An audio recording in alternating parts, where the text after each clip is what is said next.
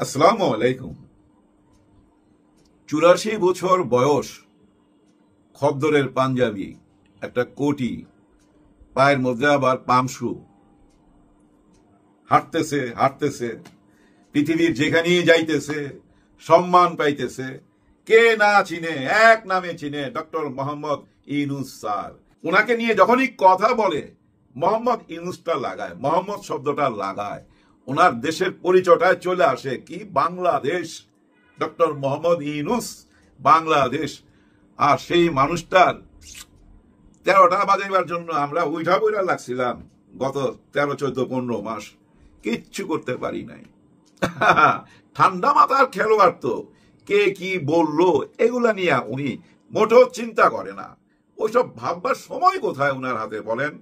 উনি তো maximum time ব্যস্ত থাকে ওনার পরিবারকে নিয়ে। উনি একবার বলছে না যে আমার ওয়াইফ আমাকে ছাড়া কাউকেই চিনে না, আমার সময় দিতে হয় সেখানে। উনি নিজে সময় দেয় সেখানে, বুঝছেন ব্যাপারটা? আর বাকি সময়টা ঘুমায়, আর ঘুমের থেকে ওইটা ওই যে দেশ নিয়ে যখন চিন্তা ভাবনা করতে থাকে তখনই যে সাবজেক্টটা সামনে আসে সেটারই মোকাবেলা করে। অতীত থেকে মানে সেই 8ই আগস্ট থেকে উনি এই পর্যন্ত যা কিছু করছে খুবই ঠান্ডা মাথায় করছে। মিডিয়ার সামনে আইসা বক বক করে নাই। উনি আসার আগেই ভাই ওনার গেম খেলা আরম্ভ হয়ে গেছে। হুট করে উনার কাছে ফোন গেল, পৃথিবীর এত মানুষ রাইখা ওনাকেই কেন বাইচা নিল? আর যারা বাইচা নিল আর উনাকে ফোন দিল, উনি সঙ্গে সঙ্গে তো আসলো না, 3 দিন সময় নিছে। যে কোনো জ্ঞানী লোক ভাই কোনো সিদ্ধান্ত নেবার জন্য 3 দিন সময় না, এটা মাথায় রাখবেন। ওই 3 দিনের মধ্যে উনি আগে আইনের বৈধতা বাইর করছে সুপ্রিম কোর্ট থেকে। ওইখান থেকে গ্রিন সিগন্যালটা নিছে যে এই সরকারটা বৈধ, যার জন্য উনি 8 তারিখে আসছে। 3 দিন কিন্তু বাংলাদেশে কোনো সরকার ছিল না। সরকার চালাইছে কে? ধরে নিতে পারেন জনাব ওয়াকার সাহেবই দায়িত্ব নিছিল। ওনার ভাষণের মাধ্যমে এইটাই বোঝা গেছে যে উনিই দায়িত্ব নিছে।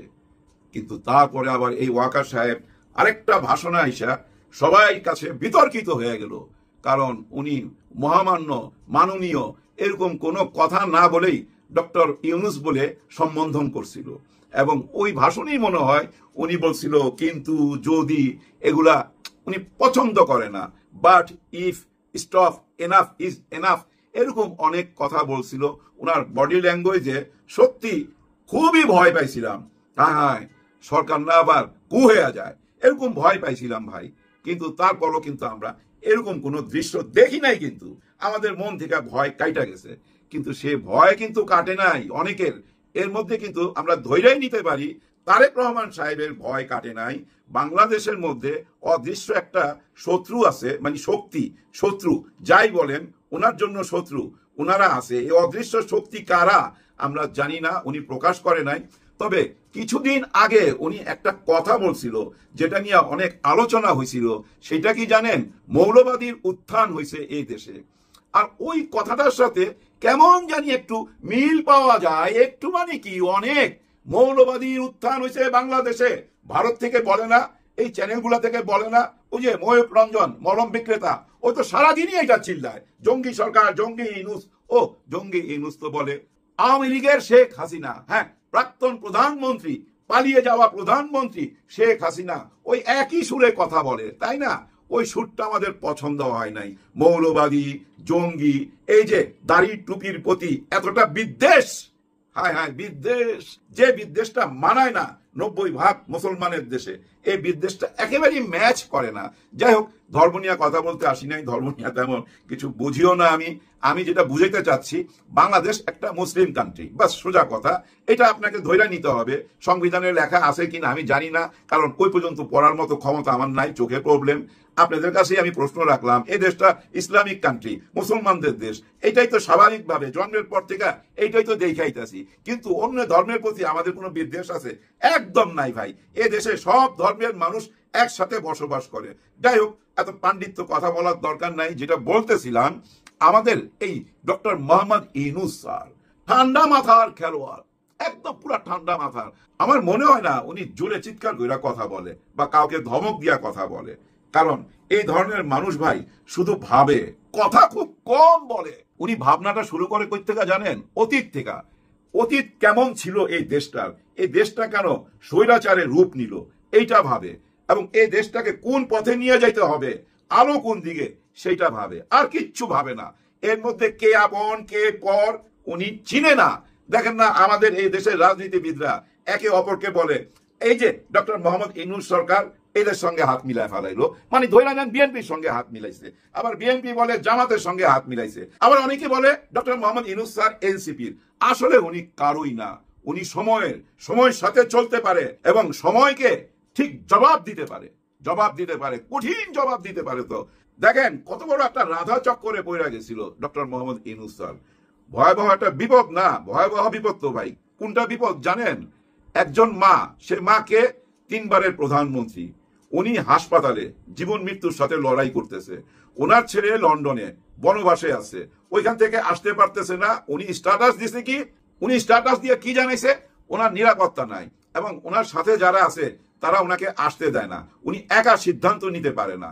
এটা মনে রাখেন যে উনি ওনার মাকে দেখার জন্য উনি সিদ্ধান্ত নিতে পারছে না।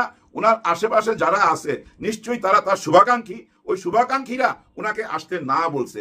তার মানে কি, মার মুখ দেখবে কিনা শুভাকাঙ্ক্ষীদের কথায় উনি মাইনা নিছে। ব্যাপারটা বুঝছেন? কতটা আবেগকে কন্ট্রোল করছে একজন সন্তান। কিন্তু ওনার এই স্ট্যাটাসটায় একটা বিপদে পড়ে গেছিল বাংলাদেশ, লজ্জায় পড়ে গেছিল বাংলাদেশ।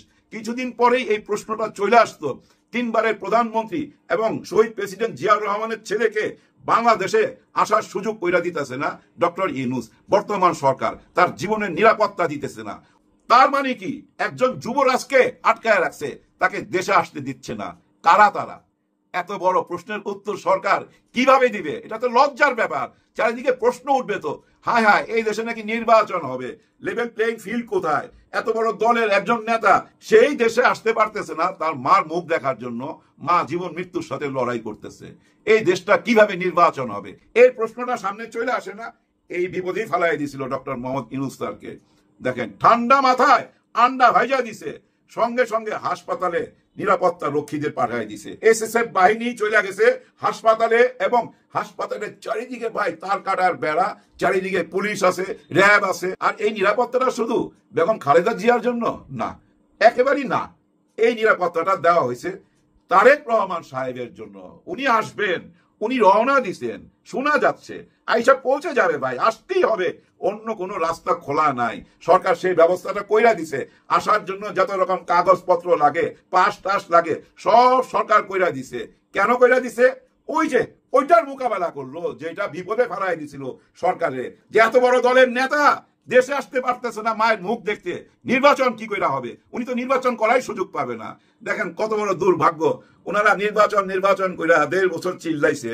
এখন শুনলাম, নির্বাচন কমিশন থেকে শুনলাম, ওনার তো ভোটার আইডি কার্ডই হয় নাই, উনি ভোটারই হয় নাই। মানে তারেক রহমান সাহেব চিন্তা করেন, নিশ্চয়ই এবার আইসা হয়ে যাবে। দেখেন ওনার এটা তো মোকাবেলা করলো, শুধু এইটাই কি মোকাবেলা করলো? এরকম ভাই গত 1.5 বছর একটার পর একটা মোকাবেলা কইরা যাচ্ছে এবং উনি যেসব কথা দিছে সেই কথাগুলা রক্ষা করছে। এবং এর মধ্যে সবচেয়ে বড় যেটা রক্ষা করছে ভাই, সেটার জন্য আমি এখন একটা থ্যাঙ্কস জানাইতে চাই ভাই, স্যালুট দিতে চাই ইলিয়াস হোসেনকে। হ্যাঁ, সাংবাদিক কাকে বলে? উনাকেই সাংবাদিক বলে। ইলিয়াস হোসেন সাহেবের কথা বলতেছি, রিয়েল সাংবাদিক, রিয়েল হিরো। এই মিডিয়ার হত্যাকাণ্ড নিয়ে, পিলখানা হত্যাকাণ্ড নিয়ে উনি গত 1.5 বছর না ভাই, আগের থেকেও ভাই লড়াই করতেছে। কিন্তু গত 1.5 বছর যা লড়াই করছে ভাই, একা একা, অন্যদের মুখে শুনি নাই। বহু বড় বড় কুতুবদের দেখছি ভাই টক শো করতে, কিন্তু বিডিআর হত্যাকাণ্ড নিয়ে, পিলখানা হত্যাকাণ্ড নিয়ে টু শব্দ করে না। দু একটা প্রশ্ন করে আবার অন্যদিকে চলে যায়। ওনাদের ওই যে একই target, doctor Mohammad Yunus sir নির্বাচন দিবে কিনা, গদি ছাড়বে কিনা, উনি কি দেশ বেচা দিল, সেন্ট মার্টিন দিয়ে দিল, পোর্ট দিয়ে দিল, এইসব কথাবার্তাই শুনি। কিন্তু দেশে যে বিচারের জন্য দায়িত্ব নিয়ে ডক্টর মোহাম্মদ ইউনূস স্যার জবান দিছিল, বিচার, সংস্কার এবং নির্বাচন, বিচারটা তো করলই। দেখেন কেন আমি ইলিয়াস হোসেনকে থ্যাঙ্কস দিলাম। এই ইলিয়াস হোসেন সাহেব এই বিডিআর হত্যাকাণ্ডের ভাই প্রত্যেকটা শহীদ পরিবারের সাথে ব্যক্তিগত যোগাযোগ করছে। শুধু কি ভাই বাইরে না, জেলখানার ভিতরে উনি যোগাযোগ করছে, সহযোগিতা করছে যতটুকু পারছে ভাই, এবং টাকা পয়সা দিয়েও সহযোগিতা করছে। অনেককে জেল থেকে ভাই বাইর করার জন্য ভীষণ ভাবে উনি একাই লইয়া গেছে। এই জন্য বললাম ভাই, উনি হচ্ছে খাঁটি সাংবাদিক। এরকম ভাই আমাদের দেশে বেশি না ভাই, 10টা সাংবাদিক থাকতো, সমস্ত চোর চোরটা সোজা হয়ে যেত। হ্যাঁ ভাই, এই চোর চোরটা আইনের ভিতরেও আছে, আইনের বাইরেও আছে, এরা সবাই সাবধান হয়ে যেত। যাই হোক, শেষ পর্যন্ত বিডিআর হত্যাকাণ্ডের এই যে জাতীয় তদন্ত কমিশনার যে রিপোর্টটা দিল ডক্টর মোহাম্মদ ইউনূস স্যারের সাথে, এটা শুধু ভাই আলোচনার জন্যই কি? এটা বিচার আচার হবে না? এর আসামিরা কোথায়, কারা কারা জড়িত, সবই তো ভাই ওইখানে লেখা আছে। তার মানে কি এটা একটা ইতিহাস। এই ইতিহাস রচনা করতে পারছে একমাত্র ডক্টর মোহাম্মদ ইউনূস স্যার, অন্য কারো দ্বারা সম্ভব না। কোন নির্বাচিত সরকার যেটা করবে না, এটা তো আমরা বুঝাই ফেলাইছি গত 16 বছরের বেশি করে বুঝছি। দেখেন, শেখ হাসিনা ক্ষমতায় আসার ঠিক 25 দিন পর এই বিডিআর হত্যাকাণ্ড টোটালটা প্রি প্ল্যান করা, এবং এর সাথে ভারত জড়িত। এই তদন্ত রিপোর্টে দেওয়া আছে ভাই ভারত জড়িত, কারণ এখানে হিন্দিতে কথা বলতে দেখছে, মুখ ঢাকা হিন্দিতে কথা বলতেছে, সমস্ত কিছু ভাই সাক্ষীর প্রমাণ সহকারে এই রিপোর্ট।